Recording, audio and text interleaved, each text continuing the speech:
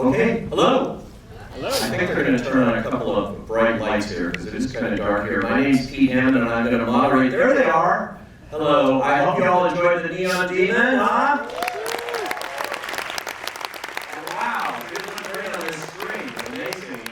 And a nice full house here. So without further ado, I want to introduce you first to the star of the film that you just saw, and she's been in so many great movies. I Am Sam, Evie in Wonderland, Super 8, Ginger Rose, and many others. Please welcome Elle Fanning.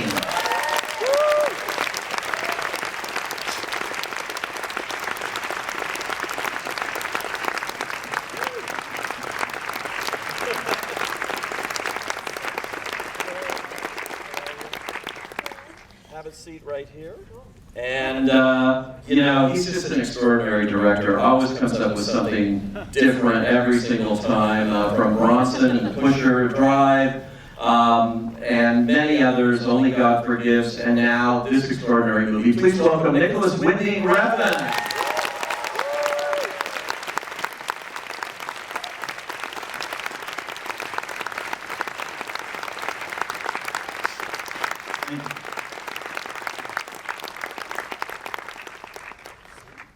And Nick told me that this is not out yet. This is the soundtrack, double disc album of Cliff Martinez's score and the songs. And this will go to the winner tonight of the best question from the audience. I still don't know who's judging this, but Elle. But we're going to get to your questions in a little bit, and some lucky person's going to get this. It comes out on July 1st. Anyway, congratulations, guys. It's open. You're in Los Angeles, where you made the movie. It's gotta be great, Nick, to show this movie where you wanted to make it and where you didn't make it. It's the best. How does it compare to Cannes? You know, this premiered in Cannes, where I first saw it, but This is just the magic landscape. I mean, Cannes has a lot of Frenchmen. So,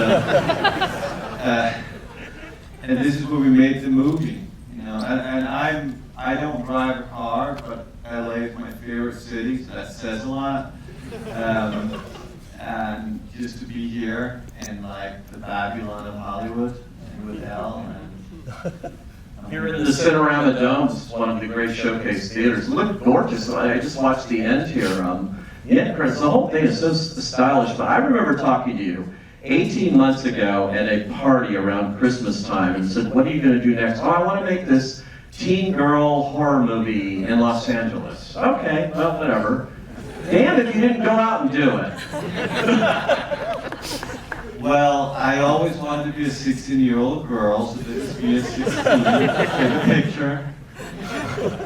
So how did you develop the story from that point, though, where you had that initial idea? What was your idea in making this movie, other than just those words, a teen horror movie? I wanted to make a horror film about beauty, because I felt it was a subject everyone has an opinion about. But it really started with one morning, about a year and a half ago, I woke up and I just realized I was never born beautiful, but my wife was, so I wanted to make a horror film about it.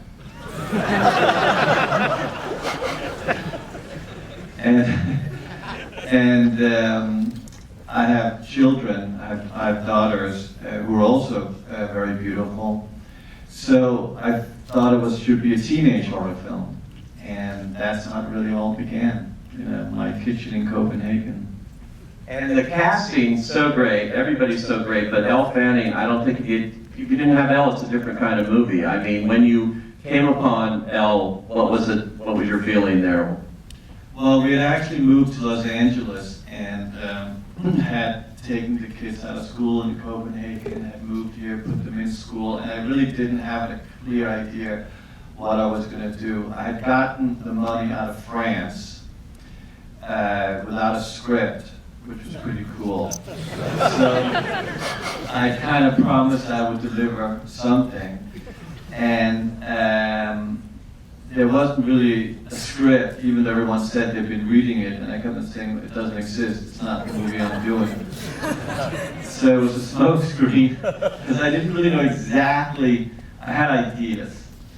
And we started casting, and there was incredible talent, of course, being in this city. But for me, it had a very specific criteria, because you needed a girl who had the thing, which is even more difficult because it's many things. And my wife had seen one of Elle's movies, one of her latest films, and we talked about that specific film and also some of her other films. And so I spoke to Elle's manager and asked if Elle would maybe meet, and Elle would. And before she saw me or at our house, her manager sent me a photo shoot of Elle. And that was just like, she's the girl. It's mission, get Elle Fanning. It has to be her. There's no one else. So Elle comes over to my house, and we've never met before, and she's, you were 16, and I was pretty like, how do I talk to her? Do I offer her milk and cookies, or do I, I don't know, ask about cartoons? But so, I kind of said, you know what, I'll just go right ahead, and I said, a lot of my movies represent certain fantasies I have, and I would like, part of it would be interesting to be a 16-year-old girl, and how do you feel about that? And I think she was pretty cool with that, and I said I would like to make a horror film about beauty, and she was okay, cool, and I think Elle was very much, she wanted to make a film about beauty for her generation, which was great, because I was 44 when we met, and she was 16, so like, we could mutate into one about this subject that everyone seems to have an opinion about. But I didn't quite, I couldn't really explain to her what the movie was yet, and there was no script, really. So I decided to ask her a question instead. Before she left, I posed this question to Elle. I said, do you think you're beautiful? And you giggled. Yes. And then I asked again, no, I'm seriously, do you think you're beautiful? And then she said, yes. And that when it became clear to me what the movie was. So without Elle, there would be no Neon Demon. So you had a lot of input into this, obviously, as it went along here, Elle. What was it for you when he approached you and told you the themes here and what you'd be doing in this? What did you think? Yeah, well, I had always been a very big fan of Nick, and I wanted to work with him, but I knew that he would never possibly make a movie about a teenage girl, like never. And then I heard that he was not only doing that, the lead was a 16-year-old girl, but also it was in the fashion industry, where it's like, Nick Refn's doing that, and right away, those were the only things that I heard about, and even then I wanted to be, in his world. So it was before even the script or even I knew what the story was. I was totally on board. And then when he asked me to come over to his house, there was like princess clothes everywhere, and then I saw that his two little girls came out and his wife, and so I realized he was surrounded by a feminine force always, and I kind of realized why he wanted to make the film, and he describes to me, it's about the obsession with beauty, and it's such a taboo subject also. And then he asked me that question, which is such an uncomfortable question, but I think that we both realized in that moment what the film is, and also for my generation, kind of this odd acceptance of narcissism, with social media and selfie culture and all those things. So, after that meeting, it was like, I wanted to do it even more, and we just created this friendship. And I never worked so closely with a director before, actually, because we filmed in chronological order, and I'd never done that, so everything was in sequence. And it was really helpful for my character, obviously, because of her transformation. And each day it was such a creative space where you're like, okay, so you kind of go off on this journey here, and because we did this yesterday, well, we can't do this scene today, we have to do something else. So it's just a big everyone, just a trust is like the main word, and I just trusted Nick right away. It was all trust. Wow. So, Nick, you do shoot your movies mostly in chronological order, which is difficult, I would think. I guess you have to control it from the script stage to know you can do that. Why do you want to shoot? If you don't understand that, I mean, most movies are made in bits and pieces and not linear, but your movies are, so why is it you want to do it that way? Well, I get very confused otherwise. No, really. And I think that I truly believe that filmmaking, first of all, is a creative medium. It's meant to penetrate your mind. It's meant to give you an experience. It's meant to evoke emotions. Good and bad is your Chinese dinner. Creativity is about touching something within you. And for me, the idea of movement is what's most interesting, because then it becomes about instinctual behavior in creativity. And by shooting chronologically order, you're constantly having to move on your emotional instincts of what would feel right. So it's the closest thing to painting a picture, which I can't do because I'm colorblind, so I don't know how to paint. But it's also the closest you'll ever get to jamming in a band, and I don't know how to play an instrument. So it's a way for me to go through all these various abilities through cinema, which is essentially what I can do.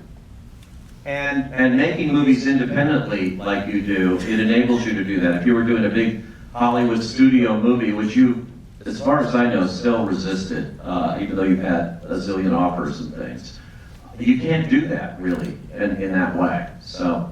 Well, they don't understand the word. Yeah.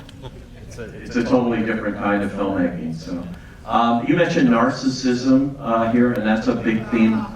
Yeah. Well, we have somebody running for president who's doing that too. But that's an interesting theme of the movie, and you know, and a key part of it, I would think. Trump loved it. He was really into it.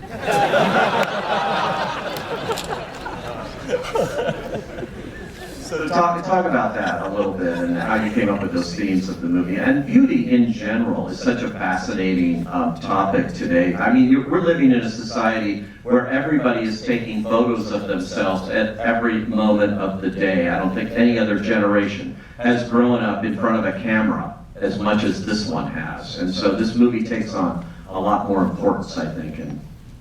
Well, actually, I mean, beauty is a subject that everyone has an opinion about. It doesn't take very long before we even argue about it, because it's not just about what we see, it's about what we feel. And that's why the three women in the film are designed: beauty, reconstruction, and inner beauty, which is, of course, purity and vanity and innocence and so forth. I believe that my generation was introduced to the digital revolution. So we saw the transformation. Elle is the testing ground, her generation, my history, is the testing ground of living through the digital revolution, but still knowing that it's artificial. However, I believe the generation after Elle will never remember that it was artificial, and therefore the digital world that they will live in will essentially become a reality. And that, to me, is, in a way, very scary, but also very, very intoxicating. What do you think about all of that? You must, every time you go out or something, people are going to come up to you and take your picture with me, all that stuff. It used to be to get autographs and things. It's not like that anymore. It's a whole different world now. Yeah, I think that what Nick was talking about is kind of already happening, which is also I see that's like kind of the horror element to me, and how the opening shot of basically death and beauty combined, of me with the blood, but in this kind of very joyful makeup. It's like Instagram in a way, because those photos are obviously not living beings. It's a dead photograph in a way, and we're actually looking at that, and that is beauty now.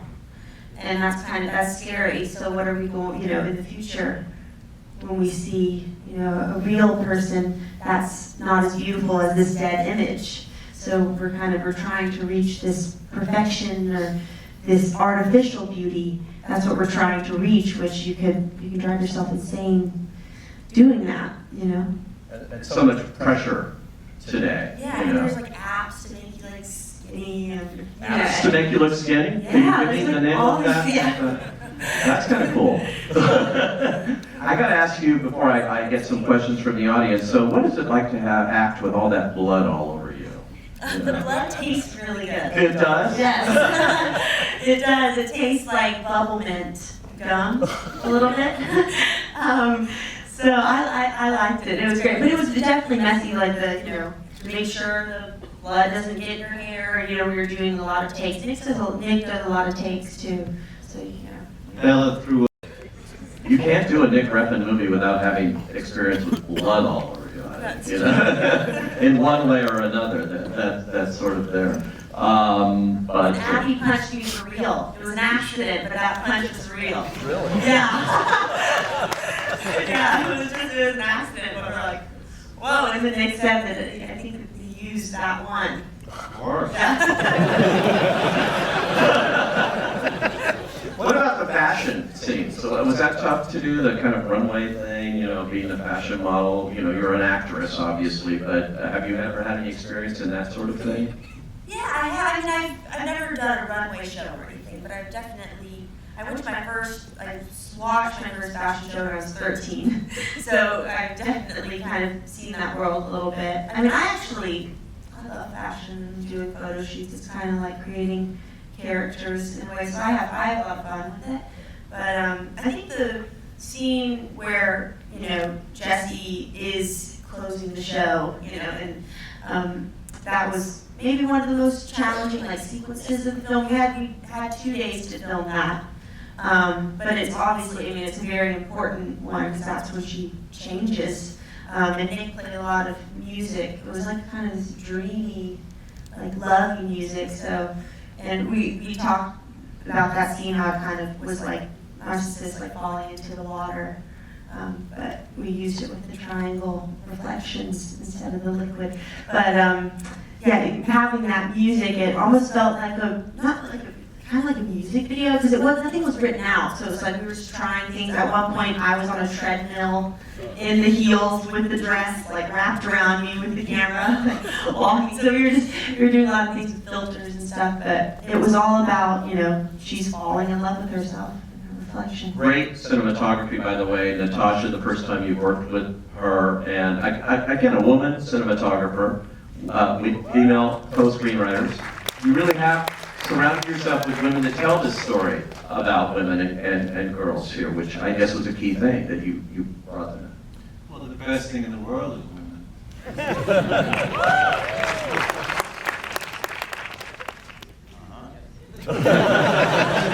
All right, let's see what you guys thought, and I will call on you and repeat your question because we don't have mics, but yeah, right here, go.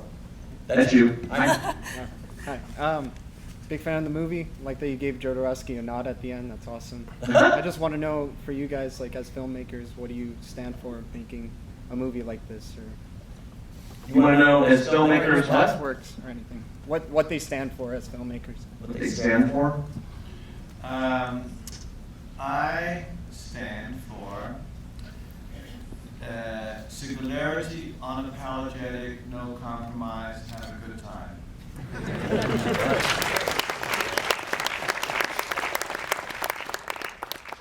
Down with that? Yeah, I'm down with that.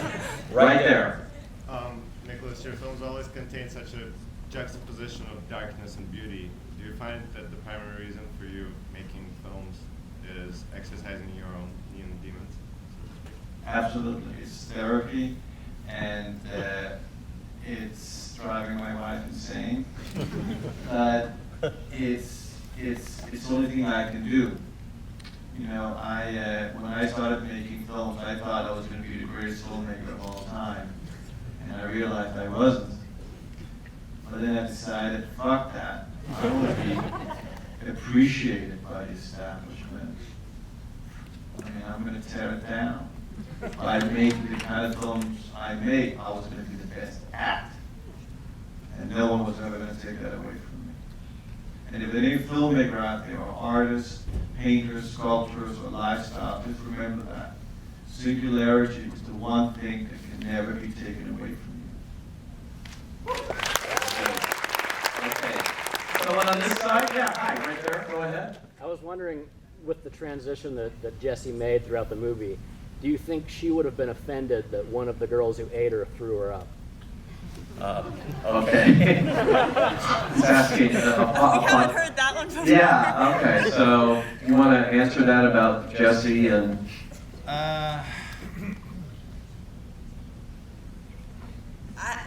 Go ahead. I don't think that she would have, because I think that she had a plan for each girl. I think that we kind of talked about, she had this plan all along coming into it. She's like you don't even really know how old she is, in a way. She's like this creature that is actually not the innocent, she's the poison.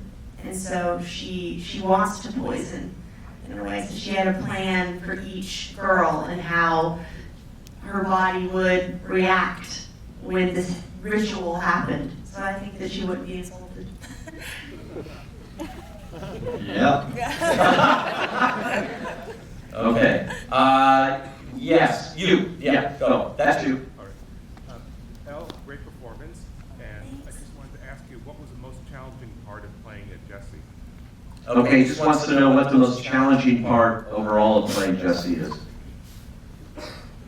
Man, I think the the always having that mysterious layer underneath everything, because she definitely is not just one-dimensional. There was always something, and then it just keeps growing. So keeping track of it, getting larger and larger, was something. But because it was in sequence and working with Nick, it was we could keep track of it. But the small details, and because we set clues in the beginning of her. If you go see the movie again, and you kind of look at her not as the innocent in the beginning, and you look at her as the evil one, kind of like evil Dorothy, like Come to Oz or something. Then there are things that are set in the film that are clues to her maybe not being so naive. So that was, I guess, the challenge. Okay. Yeah, that's you. Yeah. Me? Okay. A lot of guys Go are moving ahead. about women. Yeah. All right, wait, oh. Yeah, we'll get you. We'll get you. Go ahead. Yeah, you. This is a question for Nick. So I know you're a big fan of dollies. Like only God forgives, you use dollies so much that you would digitize the track out. So I saw on this film you had a Steadicam operator, and I was wondering what inspired you to bring Steadicam in on this one that you hadn't done previously. Okay, why'd you use Steadicam on this one? Well, I only used it in one tiny sequence in the room, in the house where they were chasing her, because we weren't able to put tracks down, they were running too fast. So I had to bite the bullet, and one of those guys, and I kept on telling him, don't fuck about it. I remember. You remember that? This guy. Okay, and who else was talking back there? Go. Hello. Yeah. I knew nothing going into the film. I thought it was fantastic. I thought it was very tasteful. Anyway, my question is, the score was so beautiful. The score was amazing, fantastic, and I was wondering, like, the creative process with coming up with such a great score to really complement the film, because it was really eerie, really, like, soothing at some times, and reminded me of New Tame Impala, so I thought it was sick. I was just wondering the creative process with that score. With the score, which is by Cliff Martinez, so he's worked with you many times. Can you talk about that? Yeah, well, I started with Cliff on Drive, and then we made Only God Forgives, and then we made this one. And he's also worked with my wife on her documentary, so he's like a friend of the family. So there's a lot of, again, like Elle said, it's all about trust. And on this film, I knew the music was going to be such a part of its DNA. And when we were making the movie, we would play a lot of music on set, even over a dialogue scene. We would sometimes play music over the dialogue scene and then do it again with dialogue that I could then take and put in over the scenes where there had been music. And editorially, Cliff doesn't really come on board until I call him up when I have an idea. And with this movie, I called Cliff and I said, "Hey Cliff, I want to make a movie about women." He goes, "Oh, okay." And then nothing really happens until he's the first guy who comes and sees some of the editorial choices. And that's when we start to talk about the music. And then some of the scenes I even kept longer editorially than you would obviously do, because I knew the music would be what would combine them all together. So he's certainly one of the major contributors, like Elle, to the final product. It was amazing. Thank you. Okay, we got time for just one or two more, you just told me, I so. gotta get some women. I know women. Right there you are, go. So you wanted to make this movie about women. What's your definition of the male gaze then? What's your definition of the male gaze? The male, okay. It's a movie about women, but you made it. I get it, yeah. And it's a movie about women. She wants to know your definition of. Well, I'm a man. Wife and daughters, so like. Well, I can only. Murder other females in a movie, I guess. Well, I can say this, that all the men are the girlfriends of other films. That they're only there as plot devices. And halfway through the movie, I eliminated every other scenes with it that were going to continue because they had no longer a function. But the male gaze, I don't know how to define that, because I can show you a picture and ask you who photographed it, man or a woman, and you would know how to answer it, because I wouldn't know how to answer it, because it could be different points of views. I try to shoot everything how I would like to see it, and that's the only thing I can do. But I think the film, I wanted to make a film purely about women, and and I always had Elle to keep me in mind, to make sure that that was where we were ending up. Okay, I got time for one more. So where's another woman? Yes, go. Okay, got it right there. Nicholas. No, wait, you're not a woman. Or are you? I don't know. Maybe. I have a question for Nicholas. Oh, come on. Okay. Yeah. She's. What is the importance of Ruby's, such her liking of makeup when it seemed like she was really involved in trying to have the natural beauty? What was the importance of Ruby in the film? What was the importance of her enjoying makeup so much when Enjoying it seemed like makeup. she was striving for the natural beauty? Oh, okay, yeah. As opposed to natural beauty. Well, it's a good question. I mean, Ruby essentially is all about the inner beauty, because she's the one who falls in love with what the beauty of Jessie as wanting to feel her. But also, the internet is a lot about innocence and virginity, that she's a virgin, and she's something pure for her. So that's the difference compared to Abby Lee, who's all about outer beauty, or Bella, who's about reconstructing it. But the one who actually loses in the movie is Bella, because the reconstruction is the one thing that just will not work. But Jenna, who is essentially the kind of orchestra of the rituals, there's some when she bleeds at the end, the menstrual cycle continues again. It's like something has gone through her that she consumes, and there's something about the inner beauty that she says essentially seeks within Jessie. And of course, in a way, halfway through the movie, when she is no longer the protagonist, but actually Ruby becomes the protagonist when she's denied her body, and then Jessie becomes the antagonist, and that's where the morgue scene becomes essentially the picture of Ruby's psychic. And I have to say about Jenna Malone, she really created that character. I mean, talk about an actress who has balls, because that scene in the script I just written, she kisses the corpse. And so, I guess you want to hear more then. The only scene I couldn't shoot in chronological order was the morgue scene, because it was shot in a real morgue and I couldn't afford going back to it, so I had to shoot it all at once. And in the script, the Ruby character was always she wasn't very clear, because the interview was so complex, we couldn't even put a definition on it. So, and I spent a lot of time with Jenna, but I don't think we really could put a word on it. We let just see what happens, because she's such a professional actress that she's like, let's just see where it takes us. So, we're doing the morgue scene in the first week. I have 7 weeks to shoot, so it means I have Elle for 5 weeks, and then 2 weeks for remaining storylines, and we went in the first week. So, at the end of the first week, we were at the LA cemetery. We're in the morgue. I had to sign a petition saying if anyone died, the crew had to leave, because then they had to cut them open. Glad no one died. So I hired an X-rated actress to lie on the thingy. And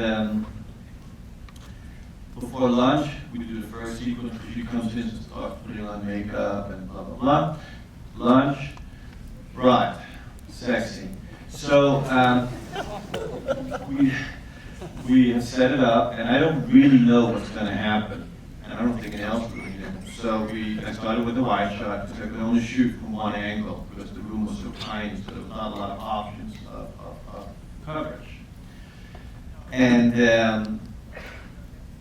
there lies this X-rated actress and action, Jenna.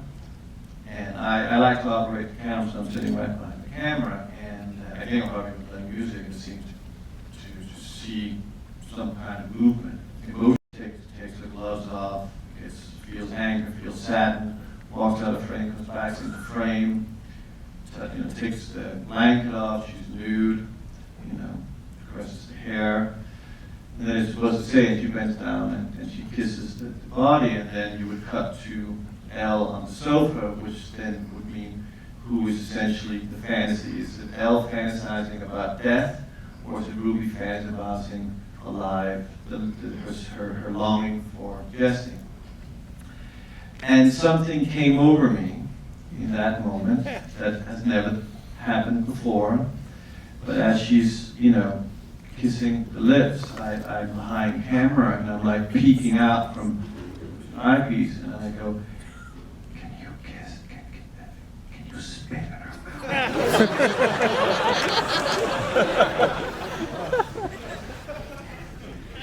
And thinking that, we're just going to crack up and laugh, and then we're going to cut the scene. And she does. Wow. And then I go, okay, can you put your hand between her legs? And she does. And then my voice starts to get a little more comfortable, because I'm like, I even like out of my comfort zone, because I certainly have never fantasized about that.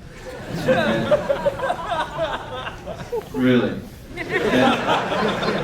And so I say, okay, if you spit on her nipple, can I get saliva up her chin when you then kiss her? No, make sure there's a lot of saliva, so go back and then move up her chin, and so forth. So after about 2 hours of that, the scene finishes. But as an actress, as a performer, as an artist, Jenna Malone found her character there that changed the whole film, which means the second half had to go out the window and completely rewrite it, because now the film could only be about Elle and Jenna. And that's the power of Jenna Malone. Wow. Okay, guys, who gets this? Who wins with the best question? Yeah, the throw up. Okay, the throw up. Okay, right here. We've been going around a lot of people, but I've never heard that one. There you go. You're welcome. Hey, they got to get another movie in here. Thank you guys for coming, and let's thank them for that.